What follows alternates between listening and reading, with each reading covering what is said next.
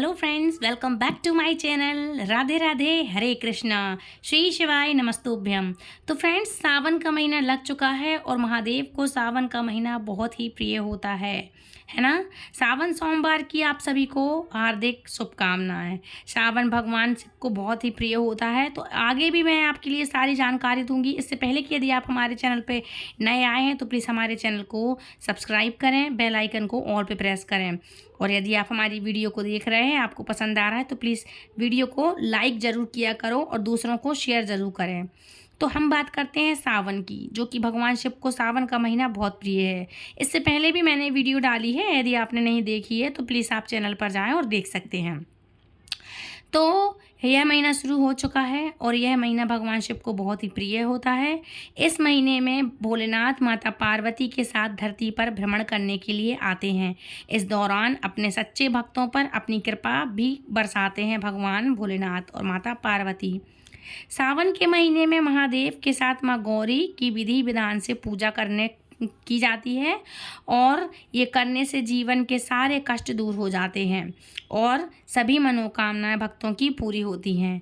सावन में सोमवार उपवास पूजा का सबसे ज़्यादा महत्व होता है। जो सोमवार की पूजा रखते हैं, हम सोमवार के जो पार्थिव शिवलिंग बनाते हैं, इसके उपवास करते हैं, तो इन सब का बहुत ही अलग और बहुत ही विशेष महत्व होता है। भोलेनाथ के भक्त बहुत ही श्रद्धा के साथ पूरे सावन में सोमवार के दिन उपवास रखते हैं।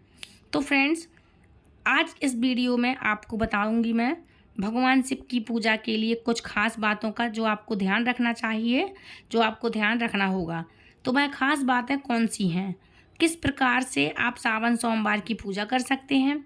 यदि आप प्रदोष काल के समय में, प्रदोष काल का समय भगवान शिव को उतना ही पूजा करते हैं, तो प्रदोष काल का समय भगवान शिव को उतना ही प्रिय होता है जितना सोमवार का दिन भगवान भोलेनाथ को प्रिय होता है। महाशिवरात्रि की तिथि अगर आप प्रदोष काल के समय घर से बाहर हैं, यदि नहीं कर पा रहे हैं, तो उस समय आप पूजा करने में असमर्थ होंगे। जैसे यदि कहीं गए हुए हैं, ऑफिस जॉब नौकरी वाले हैं, कहीं पे भी आप बाहर हो गया ऐसा जाना कि नहीं कर पाए पूजा, तो ऐसे में किस प्रकार से आप पूजा करें, आपके द्वारा की गई पूजा भगवान शिव स्वीकार कर लें, किस प्रकार से शिवलिंग पर या भगवान शिव को जल अर्पित करना चाहिए, और भगवान शिव को बेलपत्र चढ़ाने के नियम क्या क्या हैं, क्यों बेलपत्र भगवान शिव को चढ़ता है, क्यों अति प्रिय होता है, कौन कौन सी सामग्री भगवान शिव को अर्पित की जा सकती है, कितनी परिक्रमा करनी चाहिए, सोमवार के व्रत का करते समय कौन कौन सी गलतियां आपको नहीं करनी चाहिए, कौन सी बातें ध्यान करने योग्य हैं, है ना। जो लोग व्रत रखते हैं वह किस प्रकार फलाहार कर सकते हैं, है ना। तो ये सब जानकारी आपको मैं पूरी इस वीडियो में दूंगी, इसलिए वीडियो को आप अंत तक ज़रूर देखें और हमारे चैनल में और इस वीडियो में आप बने रहें, है ना। तो फ्रेंड्स, आज शुरू करते हैं। आपको संपूर्ण जानकारी आपके लिए मैं इस वीडियो में दे रही हूँ। तो शुरू करते हैं सावन की जानकारी। तो फ्रेंड्स, सबसे पहले हम बताते हैं आपके लिए कि जल चढ़ाने की विधि क्या है, कौन सी गलतियां हमको नहीं करनी चाहिए। तो क्योंकि सावन के महीने में शिवलिंग पर जल या दूध चढ़ाना बहुत ही फलदायी माना जाता है, लेकिन शिवलिंग पर जल या दूध अर्पित करने से पहले पात्र के बारे में आप ज़रूर सोच लें। पात्र का ध्यान आप ज़रूर रखें। भगवान को स्टील या तांबे के लोटे से जल या दूध अर्पित नहीं करना चाहिए। उन्हें दूध या जल अर्पित करने के लिए पीतल के लोटे का ही प्रयोग आपको करना चाहिए। दूसरी बात, बेलपत्र चढ़ाने के कुछ नियम होते हैं, आपको पता होना चाहिए इन नियमों के बारे में। तो मैं आपको बता दूं कि यदि आपको ना पता हो तो भगवान शिव की पूजा में चढ़ाए गए बेलपत्र को सोमवार के दिन नहीं तोड़ना चाहिए। आपको शायद पता भी हो या ना हो, पुराने लोग जानते होंगे कि सोमवार के दिन भगवान शिव को जो हम बेलपत्र अर्पित करते हैं, चढ़ाते हैं, आपको स्वयं से नहीं तोड़ना चाहिए। जिस प्रकार एकादशी के दिन हम माँ तुलसी को हाथ नहीं लगाते, तुलसी को नहीं तोड़ते, उसी प्रकार सोमवार के दिन बेलपत्र को नहीं तोड़ा जाता। ऐसे में आप एक दिन पहले ही तोड़कर रख सकते हैं, है ना, बेलपत्र को। शिवलिंग पर बेलपत्र चढ़ाने से पहले ये देख लें कि कहीं से भी पत्तियां कटी फटी तो नहीं हैं।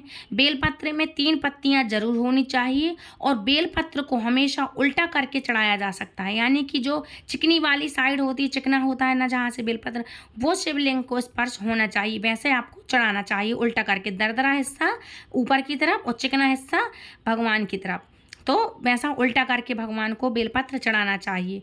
दूसरा कि महादेव को क्या अर्पित करना चाहिए, तो सोमवार के दिन भगवान शिव का विशेष रूप से दूध से अभिषेक किया जाता है। दूध चढ़ाने से भोलेनाथ के साथ साथ चंद्रमा भी प्रसन्न होते हैं, जिससे चंद्र दोष भी दूर होता है। लेकिन जो लोग भी व्रत रखते हैं उन्हें कोशिश करनी चाहिए कि सोमवार व्रत में दूध का सेवन ना करें। भगवान शिव की पूजा करते समय आप उन्हें भूल से भी तुलसी के पत्ते या सिंदूर को अर्पित आप नहीं करेंगे, क्योंकि भगवान शिव को तुलसी चढ़ाना वर्जित होता है, सिंदूर नहीं चढ़ता है।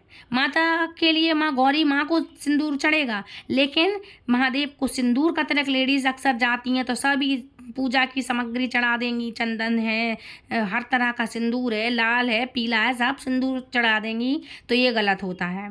भगवान देवादिदेव भस्म लगाते हैं, सफ़ेद चंदन लगाते हैं, है ना, पीला चंदन लगा लेंगे, लाल सिंदूर कभी नहीं लगता उनको, तो आप ये गलती ना करें, है ना। भगवान शिव की पूजा में शंख से जल भी नहीं चढ़ाया जाता, ये भी आप बहुत अच्छी तरह से ध्यान रखें। आपने देखा होगा कि लड्डू गोपाल की पूजा में शंख जरूरी होता है, लेकिन वहीं उल्टा होता है, इसके विपरीत होता है कि यदि आप भगवान शंकर की पूजा कर रहे हैं तो शंख ना आसपास हो, ना उसका स्पर्श हो, ना उनके लिए शंख से आप ना ही तो जल चढ़ाएं, ठीक है। ये भगवान शिव की पूजा में शंख वर्जित होता है ना, तो आप ये चीज़ें ध्यान रखें। जब भी आप भगवान शिव को जल अर्पित कर रहे हैं या जिस भी द्रव्य से आप अभिषेक कर रहे हैं, तो वह जो धार होती है वह बीच बीच में टूटनी नहीं चाहिए, लगातार धारा गिरती रहनी चाहिए। और जब तक जल या दूध या जो भी फल है या जूस आदि जो आप चढ़ा रहे हैं, जैसे गन्ने के जूस से चढ़ाते हैं ना, तो ये सब आप चढ़ा रहे हैं, घी आदि चढ़ाते हैं, तो वह समाप्त ना हो जाए लगातार, तब तक आपको धार आराम से धार लगाते हुए आपको चढ़ानी है। ये नहीं कि फिर चढ़ा दिया, थोड़ा फिर चढ़ा दिया, ऐसे नहीं चढ़ाते हैं। जल शिव जी को चढ़ाते हैं एक धार में, सिलोधार में आराम से चढ़ाएं, लेकिन फटाफट आप चढ़ा के और निकल आएँ। ऐसे नहीं कि अब आप बिल्कुल आराम से ही चढ़ा रहे हैं। सावन है, सोमवार का पहला सोमवार है या सावन का सोमवार कोई भी विशेष ही होता है, श्रद्धालुओं की भीड़ इतनी होती है कि फटाफट दर्शन करने को बोला जाता है, इसलिए कई जगह पे पाबंदी लगाते हैं कि सिर्फ जल अर्पित करो और निकलो। तो ऐसे भी नहीं कि आप थोड़ा थोड़ा चढ़ा रहे हैं, रुक रहे हैं। बाहर पे अलग जो प्रतिमाएं रखी होती हैं तो उन पे आप अच्छे से पूजा वगैरह कर सकते हैं, लेकिन जैसा मैंने बताया आप वैसा ही करें। लगातार आप आराम से जल चढ़ाएं और आराम से, धार टूटनी नहीं चाहिए, और इतने स्लो भी ना चढ़ाएं कि दूसरे भी प्रतीक्षा करके आपसे परेशान हो जाएं, है ना। एकदम ऐसे भी नहीं कि ले जाएं और सीधा लोटा डाल दें भड़ाक से शिव जी के ऊपर, ऐसा नहीं करना है। तो आपको आराम से जल चढ़ाना चाहिए, ठीक है। अच्छा, ये हो गया जल चढ़ाने का तरीका, ठीक है। अब बात करेंगे कि शिवलिंग पर शिव जी की कितनी परिक्रमा करनी चाहिए ना। तो शिव जी की परिक्रमा आपको करनी है या नहीं करनी चाहिए, तो इस बारे में भी आप लोगों के मन में प्रश्न रहते होंगे। तो सावन के सोमवार को पूजा करते समय शिवलिंग या फिर महादेव जी की मूर्ति की चाहे कभी भी आप पूजा करते हैं, पूरी परिक्रमा आप नहीं करते। हिंदू धार्मिक मान्यताओं के अनुसार आपको नहीं करना चाहिए। हिंदू धार्मिक मान्यताओं के अनुसार भगवान शिव की आधी परिक्रमा की जाती है। जी हाँ फ्रेंड्स, यदि आपको ना पता हो तो मैंने वैसे भी जब बड़ी महाशिवरात्रि पड़ी थी वो वीडियो आप देख लेना, मैंने आपको सारी डिटेल जानकारी दी थी कि शिव जी पर आपको क्या करना चाहिए, कैसे क्या करना चाहिए, कैसे प्रसन्न करें, कैसे परिक्रमा करें, क्या चढ़ाएं क्या ना चढ़ाएं। आप चाहें तो मेरे चैनल पर जाके आप देख सकते हैं, ठीक है। तो शिव जी की आपको आधी परिक्रमा करनी चाहिए, खास तौर पर शिवलिंग की आप जो आधी परिक्रमा करें, साथ ही उन्हें चढ़ाए गए जल को भी भूल से भी आप पार न करें। जैसे वो जलाधारी होती है नीचे, जहाँ से 3 डंडियाँ बनी रहती हैं शिव जी का, जहाँ से पानी बहता है ना, वहाँ से लेकर के आप उसी की साइड तक जाएं और वहीं से वापस आएं। मतलब उस जलाधारी को लांघना नहीं चाहिए, ये अशुभ होता है, बड़ा दोष लगता है इससे। वो कहलाती है शिव जी की पूरी परिक्रमा। मतलब जहाँ से शिव जी की जलाधारी होती है ना, जहाँ से पानी गिरता है शिवलिंग पर जब हम जल चढ़ाते हैं, तो वहाँ से लेकर के दूसरी साइड तक जब आप पहुँच जाएं जलाधारी के, बस वहीं से आप वापस आएँ। उसको लांग के वापस से ना आए कि पूरी परिक्रमा हो गई आपकी, वो गलत हो जाएगा, है ना। तो इस तरह से आपको परिक्रमा करनी चाहिए। व्रत के दौरान आपको, जब व्रत रख रहे हैं आप, तो व्रत के दौरान आपको सात्विक भोजन करना चाहिए, तामसिक भोजन नहीं करना है। लहसुन, प्याज, अंडा, मांस, मछली, इन सब चीज़ों का आपको घर में ही सेवन नहीं करना है। पहले ही से बता दे रही, जो भी हो घर से सब निकाल के फेंक देना, अच्छी तरह से साफ सफाई कर लेना घर की। शुद्ध जल की पवित्र बूंदें होंगी, तो शुद्ध जल से आप, नर्मदा जल है, गंगा जल है, पूरे घर में छिड़काव करें, बेहतरीन पोंछा लगाएं, अच्छे से साफ सफाई करें। इसके बाद दूसरे दिन जब पड़ेगा सावन का पहला सोमवार, तो बढ़िया आप हल्दी के पानी से और गंगा जल से आप पूरे घर में छिड़काव करें, बढ़िया पोंछा ओछा लगाएं। नहा धो के जब आप पूजा करने बैठें तो बढ़िया अच्छे से आप करें। जिन घरों में एक टाइम फलाहार करते हैं ठीक है, नहीं कर पाता है कोई, तो बिना लहसुन प्याज का सात्विक भोजन करें, है ना। चावल नहीं खाएं, पक्का भोजन करें, पूड़ी सब्जी है, पराठे पूड़ी हैं, ये सब खाएं, बिना लहसुन प्याज का खाएं, ठीक है। सात्विक भोजन खाएं, हो सके तो बिना नमक का खाएं। शिव जी की पूजा में वैसे भी नमक नहीं खाना चाहिए, है ना। तो आप इस तरह से ये आप कर सकते हैं। ज्योतिष शास्त्र के अनुसार सावन के महीने में व्रत रखने वाले भक्तों को जहाँ तक हो सके ब्रह्म मुहूर्त में ही उठना चाहिए, या फिर सूर्योदय से पहले उठकर पानी में काले तिल डाल करके आपको स्नान करना चाहिए। ये करेंगे तो आसपास की पवित्र, मतलब यदि आप ये नहीं कर पा रहे हैं तो आसपास की किसी पवित्र नदी हो आपके यहाँ, जलाशय हो, कुआं वगैरह, बावड़ी वगैरह हो, तो वहाँ जाकर आप जल से स्नान कर सकते हैं। अच्छा, काले तिल मैंने क्यों बोला है, क्योंकि आपको एक बात बता दूं कि शंकर जी ही एक ऐसे देवता हैं जिनके अंदर सारे ग्रह समाहित हैं। महादेव की जो पूजा करता है, उनके कोई ग्रह ऐसा नहीं है कि अनबैलेंस हो, सब ग्रह बैलेंस होते हैं। उनकी पूजा कर ली मतलब सभी ग्रह शांत हैं और अच्छे हैं, ठीक है। ये जो दोष है, जो पितृदोष होता है, काले तिल से जब आप नहाएंगे तो इससे पितृदोष शांत होता है, साथ ही पितरों का आशीर्वाद भी आपको मिलता है। तो इस तरह से आपको स्नान कर लेना चाहिए। यदि घर में कर रहे हैं तो गंगा जल के कुछ ड्रॉप्स डालो और नहाओ, बढ़िया नर्मदा जल के डाल लो, गंगा जल के, इस तरह से आप कर लो। हर वीडियो में मैं बताती हूँ, है ना। तो संभव हो तो नहाने के पानी में आप गंगा जल भी मिला के सावन के सोमवार के दिन आप भगवान शिव का भी आप जल अभिषेक करें और खुद भी नहाएं, ठीक है। गंगा जल भगवान शिव को अति प्रिय होता है, तो उससे आप अभिषेक करें। लेकिन अगर आपकी कोई विशेष मनोकामना है, ध्यान से सुनना, यदि आपकी कोई विशेष मनोकामना है, उसकी पूर्ति यदि आप चाहते हो, तो आप प्रदोष काल के समय शिवलिंग का अभिषेक गाय के कच्चे दूध, दही, शहद, सरसों का तेल, काले तिल आदि से भी किया जाता है। तो आप इस तरह से आप कर सकते हैं, ठीक है। भस्म से भी अभिषेक कर सकते हैं, है ना। मान्यता है कि अभिषेक के दौरान मंत्रों का जाप करना बहुत ही जरूरी होता है, बहुत ही महत्वपूर्ण माना जाता है, बहुत ही शुभ होता है ना। कभी भी मौन रहकर अभिषेक नहीं करना चाहिए। भगवान के गुण गाओ, ओम नमः शिवाय या श्री शिवाय नमस्तुभ्यम, या कोई भजन गाते रहो, है ना, या फिर ओम नमः शिवाय ये करते रहो, है ना। तो सोमवार का व्रत रखने वाले भक्तों को अपने दिन की शुरुआत भगवान की पूजा के साथ करनी चाहिए, भगवान के भजन और उनका मन में स्मरण करते हुए करना चाहिए, है ना। पानी आपके लिए पूजा करने के बाद पानी या नारियल पानी शिव जी के मतलब जो पीने से और मखाने के साथ चाय कॉफ़ी पीने आदि से आपको बचना चाहिए, ठीक है।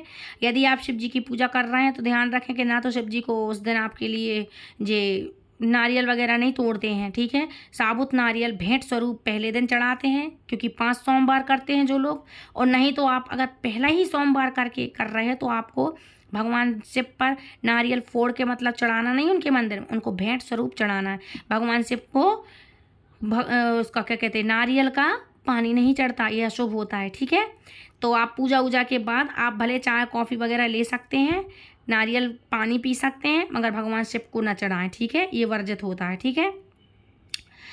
दोपहर में बहुत अधिक आवश्यकता हो तो घी में भुने हुए उबले हुए सादा आलू, लौकी, कद्दू या अरवी के साथ आप व्रत का थोड़ा सा फलाहार या साबूदाना, केला, सेब, अनार, मौसमी फल जैसे आप इनका भी चयन कर सकते हैं। आप ये सब चीज़ें ले सकते हैं, ठीक है। व्रत के दौरान चाय, काफ़ी, तली हुई चीज़ें या भारी भोजन से आपको बचना चाहिए, ठीक है। इससे आलस आता है और आपका फिर पूजा में या हवन है, जाप या इत्यादि में आपका मन नहीं लगेगा और आप सो जाएंगे।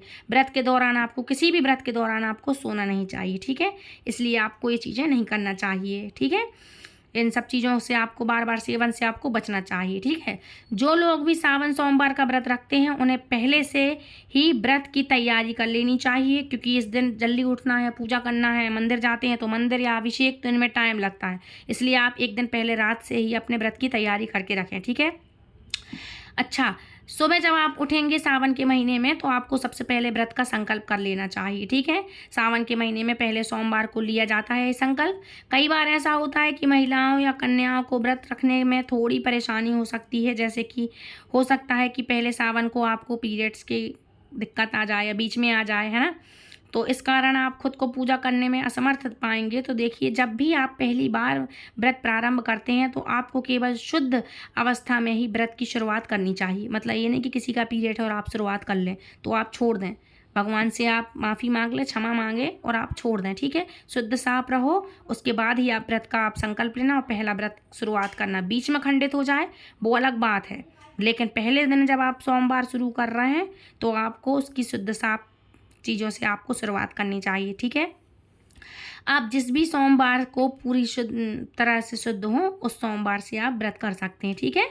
ऐसे में क्योंकि साल 2024 में कुल 5 सोमवार व्रत के पड़ने वाले हैं, तो इसमें से आप जितने भी व्रत रख सकते हैं तो उतने में आप व्रत रख सकते हैं। व्रत का संकल्प आप इस प्रकार से भी ले सकते हैं कि आपको किस तरह का फलाहार व्रत के दिनों में करना चाहिए, क्योंकि कुछ लोग तो केवल फलाहार करते हैं सुबह शाम, है ना, सुबह शाम तक व्रत रखने के बाद प्रदोष काल की पूजा करने के बाद वह लोग फलाहार ग्रहण कर लेते हैं, जैसे मौसमी फल वगैरह हैं, आलू हैं, चिप्स हैं, लौकी हैं, कद्दू का सेवन है, कुट्टू का आटा है, बनी हुई पूड़ी है। कुछ लोग सेंधा नमक तक भी नहीं सेवन करते हैं, कुछ लोग कर लेते हैं। कुछ लोग आटे की रोटी का चूरमा बना करके उसका भोजन ग्रहण करते हैं, प्रभु को भोग लगाते हैं ना। उसके बाद चूरमे से अपने व्रत का फलाहार पारण करते हैं। तो जिसकी जैसी सामर्थ्य है वो वैसा कर सकते हैं, ठीक है। बाकी सेंधा नमक से बना हुआ सात्विक भोजन भी आपको ग्रहण कर सकते हैं, ऐसा कई लोग करते भी हैं, ठीक है। आपकी शारीरिक क्षमता जैसी हो उसके अनुसार आप व्रत रखने का संकल्प आप पहले से ही कर लें, ठीक है। भगवान शिव की प्रतिमा या शिवलिंग को गंगा जल से स्नान करवाकर ताजे फूल, बेलपत्र, धतूरा, मौसमी फल भगवान को अर्पित करें और व्रत की कथा हर सोमवार को आपको पढ़नी चाहिए और सुननी चाहिए, ठीक है। और समय हो तो दोनों ही समय आप पढ़ सकते हैं या सुन सकते हैं। इसके कल्याण की कामना करते हुए, आप अपने कल्याण की कामना करते हुए सबसे अंत में कपूर जलाकर आरती करनी चाहिए आपको। कर्पूर गौरम की करें, शंकर जी की आरती करें, गणेश भगवान की करें, है ना। और परिवार के सभी सदस्यों को सोमवार के दिन खास तौर पर भगवान शिव की आरती करनी चाहिए। अधिकतर लोग सोमवार का व्रत पारणा यानी सोमवार व्रत जो खोलते हैं वह अगले दिन सुबह की पूजा करने के बाद खोलते हैं, यानी जो भी भोजन है सामान्य भोजन वह आप अगले दिन कर सकते हैं। जो लोग इस नियम का पालन करते हैं वह भी इस नियम को जारी रख सकते हैं ना, क्योंकि हर मंगलवार को मंगला गौरी व्रत भी रखा जाता है। तो ऐसे में हो सकता है कि आप सोमवार का भी व्रत रखते हो और आपको मंगला गौरी का भी व्रत रखना हो, तो आप बहुत ही सावधानी के साथ इन व्रतों को रखें और उसका पारण का पहले से ही संकल्प लें, ध्यान से रखना। लेकिन है ना, सोमवार के दिन भोलेनाथ के साथ साथ माता पार्वती और पूरे शिव परिवार यानी नंदी जी की सहित सबकी, गणेश जी, गौरी जी, कार्तिकेय जी, अशोक सुंदरी, कार्तिकेय भगवान, माता गौरी, सबकी पूजा करनी चाहिए। 16 सोमवार व्रत हो या सावन सोमवार व्रत हो, यदि आप कर रहे हो तो माता पार्वती को श्रृंगार की सामग्री आप जरूर अर्पित करें। भगवान शिव को प्रदोष काल में ही की गई पूजा अत्यंत प्रिय होती है और प्रसन्न करती है ना। इससे भगवान शंकर जी बहुत जल्दी पूजा में प्रसन्न हो जाते हैं ना। और इसलिए हर सोमवार को आप प्रदोष काल के समय यानी सूर्यास्त से 45 मिनट पहले और 45 मिनट के बाद समय होता है जो उसको बोलते हैं प्रदोष काल, मतलब संध्या आरती का टाइम, शाम बोलते हैं जिसको हम। तो उस समय भगवान शिव का विधि विधान से पूजन करें। इस समय यदि संभव हो तो व्रत की कथा जरूर पढ़ें, सुने और शिव चालीसा का पाठ करें। जो लोग भी प्रदोष काल के समय भगवान शिव का पूजन ना कर पाएँ, घर से बाहर हों, तो ऐसे में आप प्रदोष काल के समय जहाँ कहीं भी हैं वहाँ पर मानसिक रूप से भगवान शिव के मंत्रों का जाप कर सकते हैं, उनसे क्षमा याचना कर सकते हैं और उनके बाद जब भी आपको समय हो घर आकर आप शिवलिंग का या अपने घर के ही मंदिर में भगवान शिव की पूजा कर सकते हैं। भगवान शिव को भोग लगा करके खुद भी प्रसाद ग्रहण करके व्रत का पारण कर सकते हैं। सावन महीने के व्रत करने वाले भक्तों को इस महीने में किसी भी प्रकार की हरे पत्तेदार सब्जियां, बैगन, मूली, कटहल, मांस, मछली, दूध, दही या फिर कढ़ी आदि का सेवन नहीं करना चाहिए। अब आपको बताते हैं भगवान शिव और माता पार्वती के कुछ विशेष पूजन मंत्रों के बारे में।